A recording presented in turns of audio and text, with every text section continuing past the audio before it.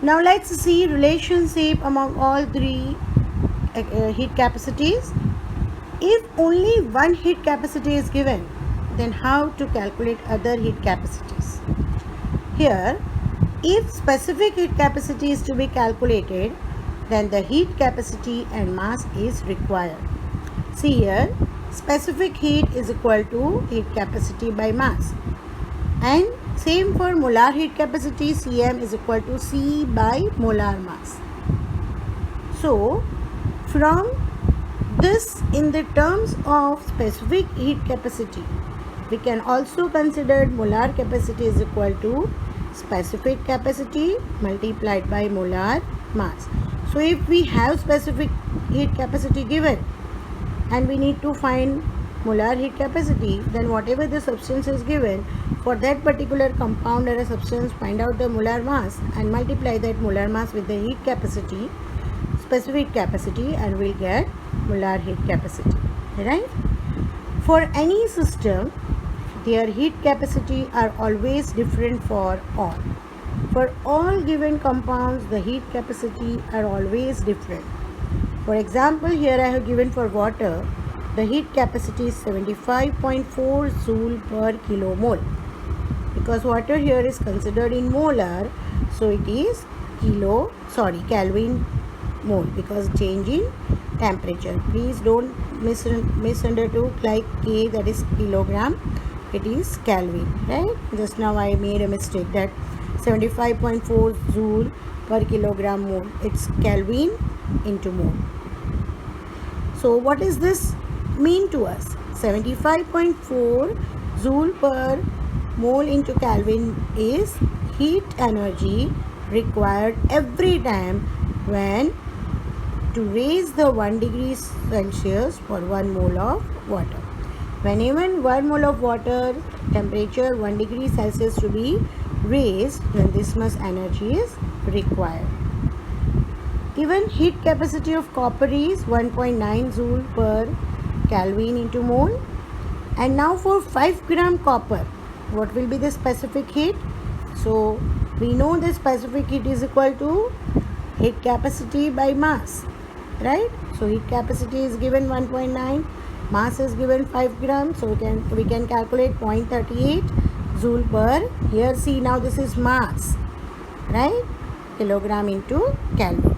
And molar capacity will be specific heat into molar mass. So what is the molar mass of the copper? 63.5. So it will be 24.13 joule per mole into Kelvin. This, see dear students, most of the times in the numericals, the atomic mass will be given. And from the atomic mass, you will have to calculate molar mass. Sometimes it will happen that even molar mass will be given, but atomic mass will always be given. But if in case for general few common elements, you need to remember atomic mass, right? So with the help of this all knowledge, now let us see relationship between Cp and Cv. Cp and Cv, that is heat capacity at constant pressure and heat capacity at constant volume. If we consider heat at constant volume, then it will be internal energy change. And if we consider heat at constant pressure, then it will be enthalpy change. Now these we must remember. Constant volume delta U, constant pressure delta H. Remember in this manner. V, if we know alphabets, then UV stands together, right? UV, W, X, Y, Z. So V for volume, so it is for delta U, UV. And then what is left? Pressure and H, right? So here Cv is equal to Qv by delta T, that is equal to delta U by delta T. And from that, what is the change in internal energy? Change in internal energy is equal to delta T multiplied by Cv, right? And in the same manner here also, delta H is equal to delta T into Cp. So now relationship between delta U and delta H is to be considered. Then what is the enthalpy change? Enthalpy change is equal to internal energy plus pressure delta V. So according to ideal gas equation for 1 mole gas, if we consider, because always the general thing or the standardization is considered for one thing only. So here for 1 mole gas, delta Ng will be 1. So our formula will be delta H is equal to delta U plus RT.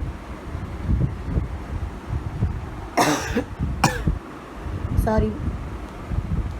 Now let us put this value delta U and delta H. So delta H is equal to Cp delta T equals delta U is equal to Cv delta T plus R into delta T. Taking the like terms together, so this will be Cp minus Cv is equal to RAT. Taking delta T common from this, some mathematical steps now. Delta T is common, so Cp minus Cv is equal to R delta T. So if we consider this delta T on this side, it will be cancelled. So what is left? Cp minus Cv is equal to R. Heat capacity or constant pressure minus heat capacity at constant volume is equal to gas constant R.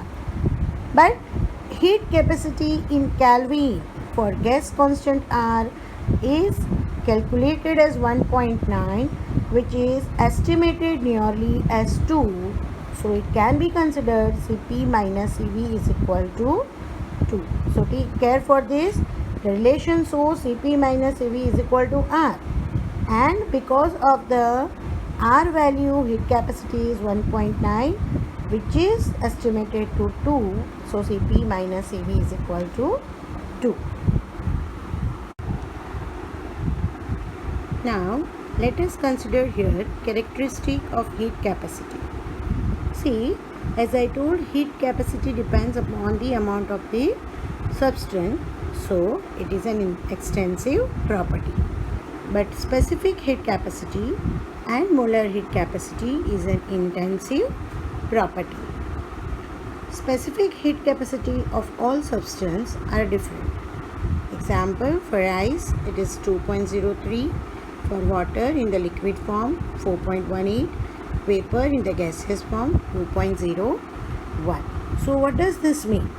This means that 2.03 joule heat is required to raise 1 degree Celsius of 1 gram substance, that is ice, and 4.18 joule heat is required to raise 1 degree Celsius of 1 mole of water, and 2.01 joule it is heat required to raise 1 degree Celsius of 1 mole of vapor, right? So this is how specific heat is helpful to get the idea that how much energy is required to raise 1 degree Celsius of the temperature for respective mass and the mole. The further characteristic is, more the specific heat, more burns will disappear. See, in the earlier classes you are learning this, that which of these two cause more severe burns, hot water or steam. So here see, more the specific heat, more burns will disappear. Let us understand what it means. As hot water has more specific heat than steam, so burns will disappear more from the hot water, and due to that steam cause more severe burns. See here, more specific heat, water is having 4.18 whereas vapor is having 2.01. So water is having more specific heat, it means the burns will disappear in more amount, and when burns will disappear in more amount, then the heat effect will be less, whereas steam is having less specific heat, so amount of escaping burns will be less, and so steam causes more severe burns. One more tendency of steam is to extract water from the body. So because of these two reasons, less specific heat than the hot water and tendency to extract water from the body, steam is causing more severe burns than the hot water. Now, the ratio of Cp and Cv, what it helps us? it says the types of the gas. As we know the ratio of Cp and Cv, we will be able to find out whether the gas is of monoatomic, diatomic or triatomic. So what is the ratio of Cp by Cv called? The ratio of Cp by Cv. Cp, that means heat capacity at constant pressure, heat capacity at constant volume, is equal to gamma. Or you can say the name of this ratio is Poisson ratio, right? Poisson has the James Poisson has found it, so it is Poisson ratio, or the Greek alphabet is gamma. As per Poisson ratio, it shows whether the gas is monoatomic, diatomic or triatomic. If the ratio of Cp by Cv is 1.66, the gas is monoatomic. Example, all noble gases. If the ratio is 1.40, gases are diatomic. Hydrogen, oxygen, nitrogen, iodine gas, I2, Cl2, F2, these are all diatomic gases. And if the ratio is 1.33, the gases are triatomic. But here again two conditions are there. If triatomic gases are there and if it is non-linear, then and only then the ratio will be 1.33. If the structure is linear, then it won't be 1.33, though it is triatomic gas. This, for example, see here, carbon dioxide. Carbon dioxide structure is C, double bond O here, double bond O here, and this is the linear structure. We have studied these all in 4th chapter, right? VBT and VSAPR theory by the help of Lewis structure. We have studied the different types of structures, and this is called a linear structure with 180 degree. So here CO2 is triatomic but not linear structure, but linear structure, so ratio is not 1.33. Whereas sulfur dioxide, it is a band structure, S double bond O and O, SO2. Here it is triatomic and non-linear. Structure is non-linear, it is band, and so the ratio is 1.33. Thus, atomicity of gas, atomicity, that means whether monoatomic, diatomic, triatomic, atomicity of gas is found on the Cp by Cv, ratio of Cp by Cv, and the pressure, that means at the constant atmospheric pressure, right? So thank you for today.